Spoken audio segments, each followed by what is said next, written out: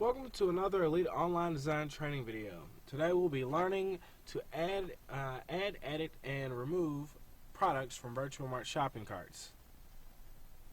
First thing you want to do is to log in to your backend system. And in most cases, this is going to be yourdomainname.com/administrator, and it'll get you to our login screen. Once you've logged in, you want to navigate to Components, VirtueMart. And that will bring you to our VirtueMart control panel. Now the control panel has two views, the simple layout, which we're looking at now, and the extended layout. So if yours looks a little different, check to see which layout you're using. As you can see, this is the extended layout. I like to use the simple layout. They can both do the same thing. One's not better than the other. The first thing you want to do is click on Add Product here in our left-hand column here. You'll notice there's a couple of different options here. You want to click on Products and then Add Product. That'll bring you to this nice new product screen, which is pretty self-explanatory. First thing we're going to do is write in the name of our product and the SKU number of our product. Now the SKU number, if you are taking stock on your, if you are tracking inventory on your VirtueMart system, then the SKU number needs to be the actual SKU number of the product. However, in most cases, if you are not tracking shipping, or if you're not tracking inventory, the SKU number can be simply the name of the product, as long as it's not a duplicate in the system. Next, we want to select the categories that we want this product to appear in. And if you hold down Control and click, you can select multiple categories. Okay. Now we'll set a price for our product. Okay. And then we'll after that, we can put our short description in. The short description is a description that shows up on the category view, which I'll show you now. If we go to our shop from the front end and we click on our shop link here, it may be labeled something different for you, but what you'll notice here is you have your products listed out nice and neat, and this is your category view. And here you'll notice the text that is next to each product. This is the short description.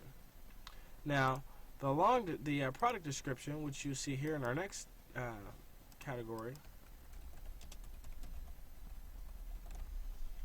is what we see when we click on the actual product and go to the details page.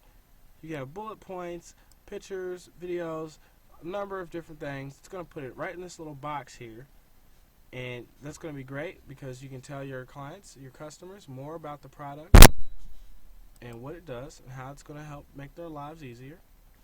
The next thing we're going to look at is our product status.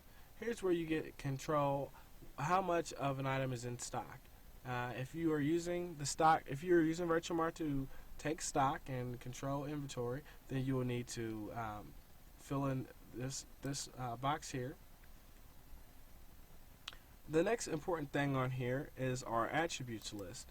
Now, for us, we're going to have an attribute list called color.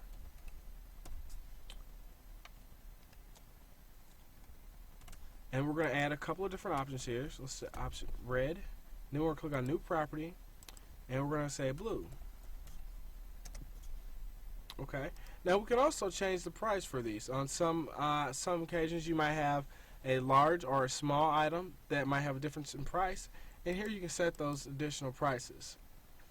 Now, if you noticed on our example, we have two attributes on this one: size and power. Now, on this jackhammer that we're creating, you will see one attribute that says color, and it'll have a drop-down menu like this that has red and blue in it. Our next tab we're going to look at is product dimensions and weight. Now, here's where you set length, height, width, and also weight. And this information is also used to calculate shipping. Product images. when you go to add your images, you want to click on Browse for the full image set, and we're going to choose jackhammer for our picture.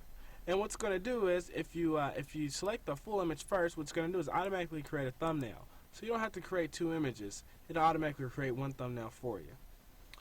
Related products. Now, with the related products, what you do is you type in a category,